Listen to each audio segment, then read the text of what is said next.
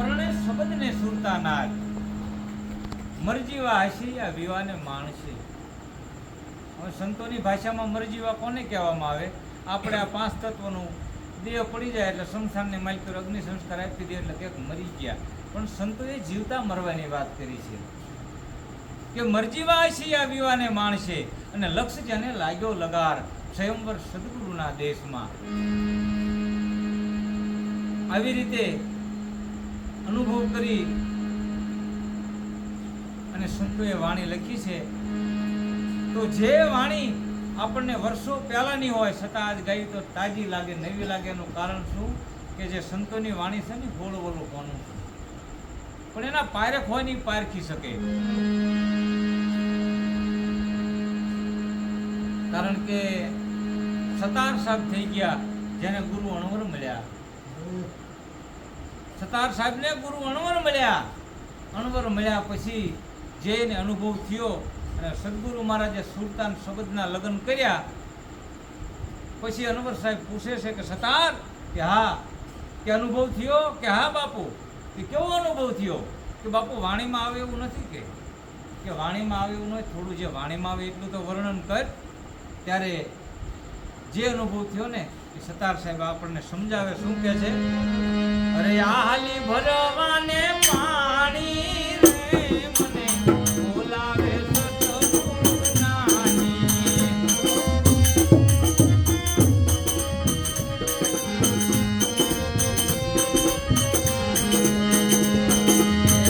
આ હાલી ભરવાને પાણી રે મને બોલાવે બોલાવે.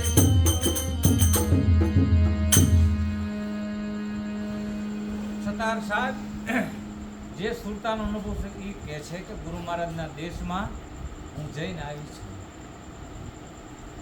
ત્યારે અનવર સાહેબ કહે છે અનુભવ કેવી રીતે થયો તને? કે જ્યારે કુંવારી દીકરી હોય જેની સગાઈ કરવામાં આવે અને એને પરણાવીને પછી સાસરે જાય તો જેને પોતાનો પીવું મળ્યો હોય એને કેટલો આનંદ હોય અને કેવી આશ હોય. એ આશ સતાર સાહેબે આમાં લખાવીને શું કહે છે? એ છોડી પિયરિયું, એ છોડી પિયરિયું મારે જાવું સાસરીએ, સાસરીએ. એમાં શરમ મને જાની રે, એમાં શરમ મને જાની રે મને બોલાવે બોલાવે સતગુરુના. જ્યાં સુધી સુરતા કુંવારી હોય ત્યાં સુધી પિયરિયામાં હોય. અને સદગુરુ મહારાજે હમણાં કીધું કે હગ પણ કર્યા ગુરુ મહારાજે, એટલે પછી એને સાસરું મળી ગયું. એટલે સુરતા સાસરામાં જઈને આવે પછી કહે છે છોડી પિયરિયું મારે જાવું સાસરી, એમાં શરમ છે નહીં. કારણ કે એક દિવસ બધાને જ આવવાનું છે. તો પોતાનો પિયું મળ્યો જેને શબ્દ કહેવામાં આવે છે કે શબ્દને સુરતાના લગ્ન કરે એ શબ્દ નક્કી થઈ ગયો. જે દીકરી હોય એને પોતાનો પતિ નક્કી થઈ જાય પછી એને બધી આશા મટી જાય છે. કારણ કે જેના માવતર છે, જેને આપણી ભાષામાં સદગુરુ કહેવી અને આપણે લૌકિક ભાષામાં જેને માવતર કહેવી, પોતાનો પતિ નક્કી કરી દે પછી એને ક્યાંય દ્રષ્ટિ કરવાની જરૂર રહેતી નથી. કારણ કે પોતાનો પતિ મળી ગયો અને પોતાનો ધણી નક્કી થઈ ગયો. અને જેને જેને ધણી નક્કી થઈ ગયા ને એના જ આ ભજન થયા છે. એ ધણી રે મેં તો આયા છે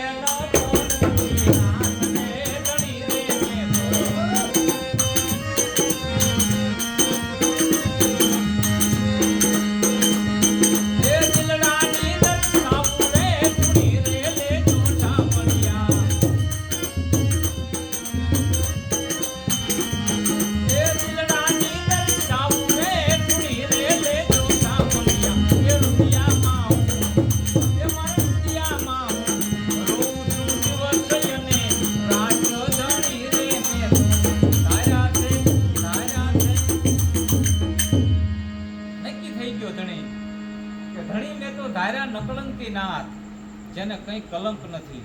જો રામદેવજી મહારાજે નકલંક અવતાર જેને કહેવામાં આવે છે, જેને 54 વર્ષની આયુષ્યની માલિકી 52 પરચા પૂર્યા રામદેવજી મહારાજે, પણ એ કંઈ કલંક લાગવા ન દીધું. નકલંક શું કામ કહેવામાં આવે છે? કે દિલ્હીનો બાદશાહ પોતાનું સૈન્ય કરી અને પોતાના રામદેવજીની બેનને લૂંટે, અઘોર વનની માલિકોએ, અને એ પોકાર રામદેવજી સાંભળે. વિચાર કરો કે કેટલી સહનશીલતા અને કલંક નહીં લાગવા દેવો હોય. રામદેવજી મહારાજની બેન સગુણા માથે, અંગ માથે એક વસ્ત્ર નહોતું રવા દીધું. કેટલું પણ રામદેવજી મહારાજે તોય એને માર્યો નહીં, તાર્યો. આ નકળો રામદેવજી પીરનું આખું આખ્યાન લઈ લો, 52 પરચા લઈ લો, પણ કોઈ જો એમ કે રામદેવ પીરે આને માર્યો તે વાત ખોટી છે. બધાને તાર્યા છે, કારણ કે કલંક નથી લાખવા દીધું, એટલે કલંક અવતાર કહેવામાં આવે છે. ભેરવાને જો કે આપણે બે ગુરુભાઈ કહેવાય કે મને ન મરાય, કે તો હાલો સામે ભંડારી દઉં તમને ભોંયરામાં, કે પણ તમને તો ભાદરવી દશમનો મેળો ભરાય છે ત્યારે પ્રસાદ મળશે, નિવેદ મળશે, કે મારે કે જાઓ 11 રૂપિયા બાકડા તમને મળી રહેશે. આવા જેને રામદેવજીએ કામ કર્યા છે. એની આગળ આપણે સતાર સાહેબની વાણી હાલતી હતી અને અનવર સાહેબની. એટલે સતાર સાહેબ કહે છે કે અમે થોડી પિયરિયું મારે જાવું સાસરી, એમાં શરમ છે નહીં. હવે મારા પિયુજી મને વિના ઘડીએ ન હાલે, વીતી જાય મારી જુવાની. કારણ કે જે પોતાનો પતિ મળ્યો છે એની હારે પછી આનંદ કરવાનો હોય, લગ્ન થઈ ગયા પછી બીજું શું હોય. એવી રીતે સંતોની ભાષામાં. ત્યારે અનવર સાહેબ કહે છે કે તમે આગળ જે અનુભવ કર્યો શબ્દ અને સુરતાનો, કે સદગુરુ મહારાજનો દેશ કેવો છે એનું મને વાત કરો. ત્યારે વાણીમાં આવી શકે એટલું લાવીને સતાર સાહેબ સમજાવે છે. સાંભળો ગુરુ મહારાજ.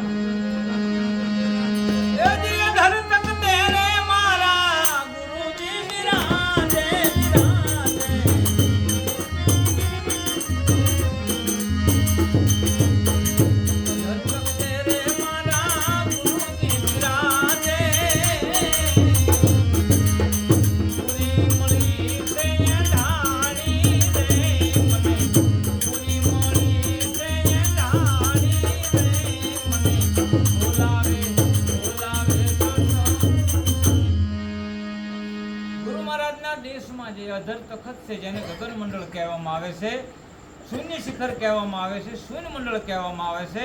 આવો સદગુરુ મહારાજનો દેશ છે. અહીંયા મારા ગુરુજી બિરાજે છે, કે એની મને પૂરી આંધાણી લઈને આવીશ હું, કે જેવી તેવી વાત નથી આ.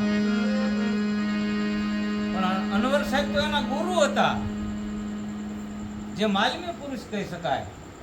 આપણે કોઈને પૂછવું હોય કે અહીંથી ભગતના ગેમ હાલીને આવી છે, કાસા માર્ગેથી હાલીને જવું છે અહીંથી, તો પૂછે અનુભવી હોય કે ભાઈ વચ્ચે શું આવે છે, એટલે આપણે કહેવી કે પાટાવાળા મેલડીમાં આવે છે. એટલે નક્કી થાય કે ભાઈ આ જી આવ્યો છે. એમ અનવર સાહેબ એની નક્કી કરે છે કે ગુરુ મહારાજના દેશમાં એવું તે શું છે જેનું વર્ણન ન થઈ શકે. ત્યારે સતાર સાહેબ કહે છે, સાંભળો ગુરુ મહારાજ. એ ગગન મંડળમાં છે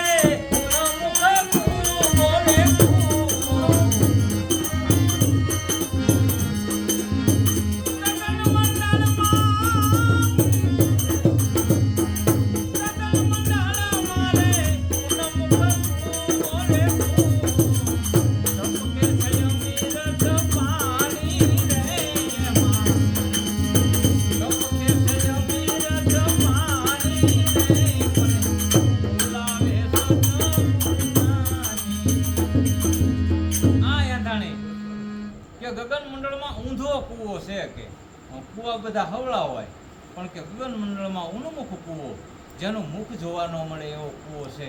અને આ સદાય અમૃત પાણી ટપકી રહ્યું છે, અમૃત વર્ષા થાય છે. અનવર સાહેબને નક્કી થયું જીવો તો લાગે છે ગુરુ મહારાજના દેશમાં, કે તો ચિયા માર્ગેથી જીવો તો એ થોડીક વાત કહી. સતાર સાહેબને કે માર્ગ તો ઘણા છે, પણ ચિયા માર્ગેથી તું હાલ્યો. અને ત્યારે સતાર સાહેબ કહે છે, સાંભળો ગુરુ મહારાજ.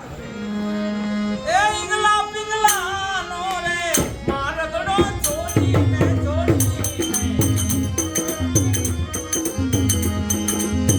ઈંગલા પિંગલા નો દીરા મારગ ચોરીને, કમણા માર્ગે જવાની રે, કમણા માર્ગે જવાની રે, બોલાવે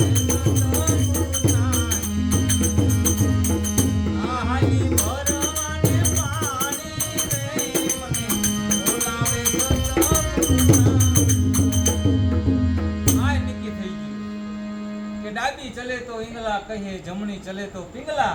ડાબી જમણી દોનું ચલે તો સૂક્ષ્મણા લઈએ કમણા કે આ બે માર્ગ છોડીને હું તો સૂક્ષ્મણાના માર્ગે જઈ હતી. અને ત્યારે અનવર સાહેબને નક્કી થયું કે વાત સાચી છે. અને પછી સતાર સાહેબ કહે છે કે હે ગુરુ મહારાજ, દયા કરી અને આટલું પૂછી લીધું હોય તો મને રજા આપો, તમારા ચરણોમાં મારું નામ લખો. અને એ સતાર સાહેબે આ ભજનની માલિકોર અનવર સાહેબે માથે હાથ મૂક્યો, જા હવે તું પાયરખ બની ગયો છું. અને સતાર સાહેબે આમાં વાણીની માલિકોર નામાસન લખ્યું. દાસ સતારને અનવર મળ્યા રે મળ્યા.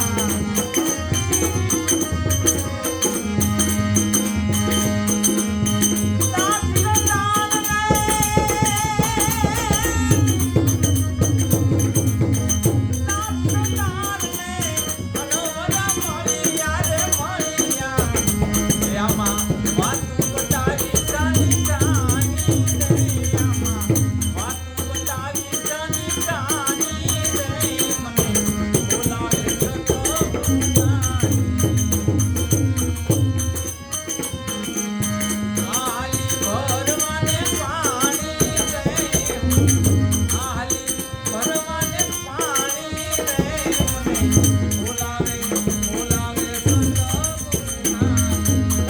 ગુરુ મહારાજની જય.